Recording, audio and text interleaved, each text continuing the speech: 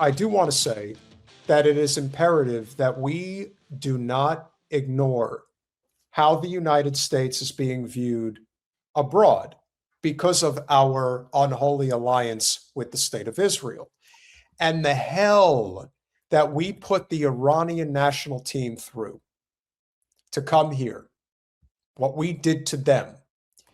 Here is what one of their star players had to say. Disaster World Cup. Disaster. Point of charge. I mean FIFA. They have to solve every problem here, but unfortunately they couldn't solve since the beginning. Mr. Infantino came to our changing room first game and he said, it's just the beginning, but it's group stage finish tomorrow. And we don't have our logistic people here. They don't have a visa. How possible we always have to travel to Tijuana? We love people of the Mexico. We love Tijuana. It's so good. They are. Yes. And can we just address the fact that this is another example of Scheinbaum outshining Trump once again? She outshines him by just existing. I'm just appreciating the man candy that you're putting up in front of me. So keep going. Yeah, he's a handsome fellow. You think? So humble people. We love them. But as a professional players, professional competition, it's not right. Yeah? It's about our opinion, because now we have traveled again to going to Tijuana again. So without recovery, without nothing, it's not fair. But by our opinion, it's not fair. If is it fair for the FIFA? Okay, good to them. But it's not fair. Who wants to help us? Who? If they want us to be out, okay, let's out. Let's get out. But that's not fair. We don't have recovery. We don't have any logistic people here to help us. What we say? We always complain about these things, but no one help. No one. You know, anytime there has been any type of athletic competition involving, as much as I hesitate to refer to them as a country, but let's just call it what it is. Anytime there are Israeli athletes competing in an event like FIFA, you know what I've noticed, Jen? What do you notice? They are always as defiant as their government. There has never once been, in recent memory, a single athlete who competes for Israel that says, I'm only here to compete because this is where I'm from. I don't share the same beliefs as my government. We have our differences, et cetera, et cetera. There are people who support Iran or support elements of Iran's government, and they'll say, I have my disagreements, but I'm here representing the Iranian people. And there is a clear distinction. We have never said that the Iranian government is benevolent and that they do incredible things. But if you're asking us to choose between Iran and Israel, there is nothing to think about. And any Americans who think that there is any competition here, that includes some friends of mine who don't realize that they're living in the capital, not in the 12th ward, is that what it was? District 12. District 12. This is the same issue. So you can see how disillusioned they must be as a team, knowing that the whole point, the whole name of the game is cruelty. Can't get proper rest, can't get proper training, and they lost. They were knocked out of the tournament yesterday. And now I'm not saying that Iran was going to win the World Cup. I know nothing about their talent level. Like, I know nothing about any of that, right? Like, I don't care. But I don't care about any of these sporty things. I think a lot of them end up costing the wrong people money and benefiting the wrong people and all sorts of problems. But isn't the premise of these games that concept of no borders in sports, sort of like the Olympics. Like, isn't the premise of these games sort of like this global communal vibe, despite the politics and despite the bullshit? So the fact that FIFA is such a representation of the bullshit sort of defeats the purpose, in my opinion, of these types of events. But I'm not into the World Cup or other similar types of grand spectacle events. Fair enough, but the point still stands. We have to fight against everything here. I don't know people wants or no, but as we see it by our perspective, yeah, they like that, I think. How possible now 90 minutes you play by lot of stress, lot of this thing in our shoulders, then we have to go back again to Tijuana. You imagine we pass the group stage, tomorrow we get our luck and we pass the group stage, but we don't have any recoveries. How possible this? As I said, Infantino first game came and said we will solve every problem here, but actually FIFA did nothing. Our logistic doesn't hear. Yeah, you see, we don't have media. Our media. Where is our media? You can check. No media here. No media. No, I don't know, kitmans. No one.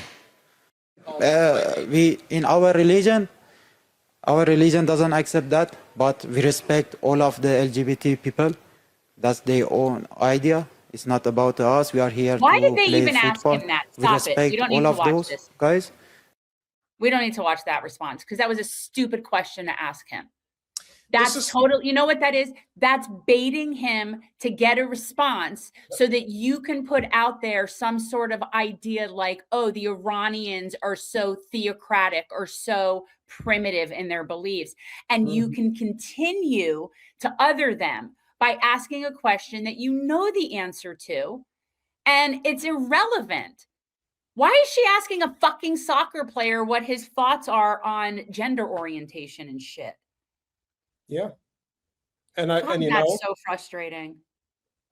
This is exactly the point where exactly we should never be able to host again.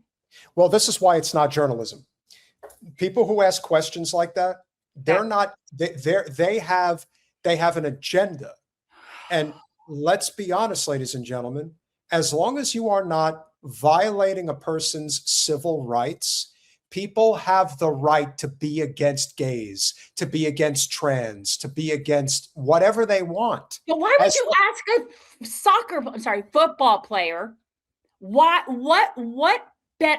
purpose does it serve to ask a football player who's there to talk about how his team was treated at the World Cup, what his position is on sexual orientation? What am I missing? Right. They hate the gays, so you should stop. I don't. What is the point of going into, again, we were talking earlier about how many generations does it take before generational wealth eventually turns you into a sack of potatoes, where you're simply incapable of having natural survival skills. You can say what you want about Joe Kennedy and the tyrannical bastard that he was, but he made his kids go out and either give back or earn it themselves. And that's why Jack Kennedy, Bobby, even Ted, they did their part. They did their part in a way that they didn't need to necessarily, but they did, and they probably chose to as well. Whereas if you look at somebody like Jack Kennedy Schlossberg, excuse me, you've reached a point where there is no fight anymore. And the idea that there is this defense of Israel on the grounds that, oh, they support the LGBTQ community. Do they really though, Jen? Ziohel? Yeah. Well, gay marriage is not legal. That's an inconvenient truth. That's an inconvenient truth. Yeah, and there, it's not. They make it sound like somehow even the secular state of Ziohel is just so progressive and open-minded. No, they're not. No. They're not. And in conclusion to that conversation, I do Stop want to using gays to justify your shit. You know what? The gays don't like that. How about that? Fucking gays don't want to be used to be like your pink washing, rainbow washing shit that you justify somehow hurting another people. Bingo. And remember, the whole point of talking about it in that context is always to draw attention away from the real issue, which is the capital equation. It always has been, it always will be. And the similarity between that question from that journalist and this question to Zoran cannot be more concise as far as I can see. And the idea of a Jewish state, Israel is a Jewish state, that's in the charter. That's the way it is now. Do you support that? I've said time and again that I support the state of Israel as a state with equal rights. I believe that any state that preferences... But as a Jewish state is the question. I think any state that privileges one religion over the other is one that I can't tell you I support, whether it be Israel or Saudi Arabia or anywhere else. And a lot of that comes back to a fundamental belief that we should all be considered equal no matter what our faith is. Perfect answer. He's smooth as it can be. It's infuriating to me that anybody is asking the mayor of New York, okay, his position on a genocidal entity in West Asia. Seriously, this man was just elected as mayor of New York. Why are they doing it? They're doing that for the same reason that they asked the football player what his position was on the LGBTQ community. Mm-hmm. There's no rational reason. There's no reasonable reason. You don't have to know that about him. It's completely irrelevant to his position. If he were being, let's say hypothetically, he were being vetted to be the ambassador to Ziohel, then that would be a relevant question. That would be a relevant question. But for the mayor of New York, it isn't. It's a gotcha question and it's stupid. And you know what? He is way too fucking smooth for that person. Yeah, they all are. And this is, again, another example of why the Zio state is going to fail, because it's failing all over the place. And this brings us back to what I thought was one of the best moments from the World Cup. I'm sure a lot of you guys saw this lady. Her name, because I mean, at the time we didn't know her name, but eventually we were able to discover who she was, and her name is Siri Ni Jeribin. Oh, that you butchered that, and I don't even know what it looks like. I'm scared to see what I tried. I did my best.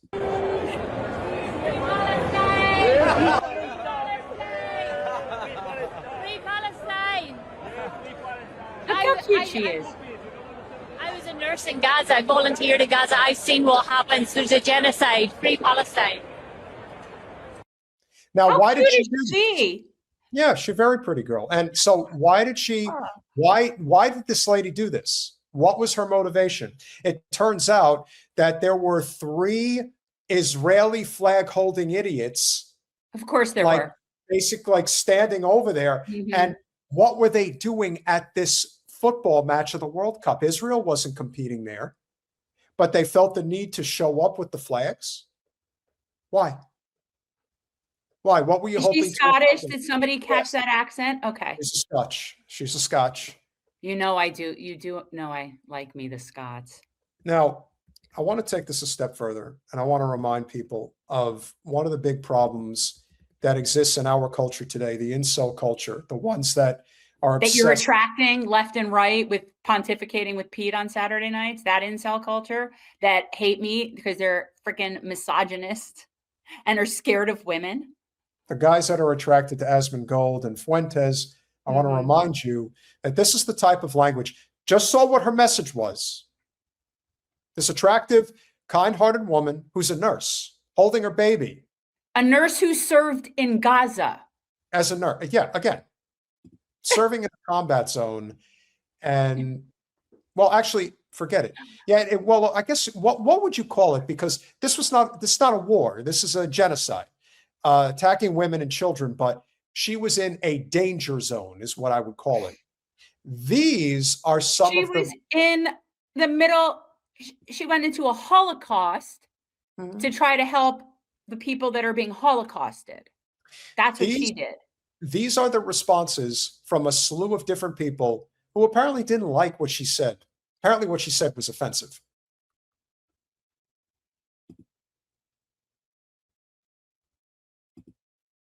That's one.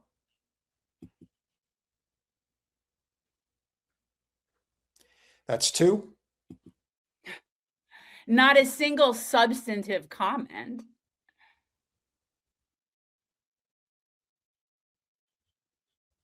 Britain for Trump. Yeah, sure. How dumb would you have to be? That thing has never been a nurse in Gaza. That thing, you see, when men talk like that about Oh, women like that, to me, that's always a guy who could never get a woman like that. That's well, what that. those are not men. They're not men. No. They identify as men, but they're not men. It's ironic that they mock the concept of identification, and yet they so strongly identify with something that they aren't. Mhm. So fascinating.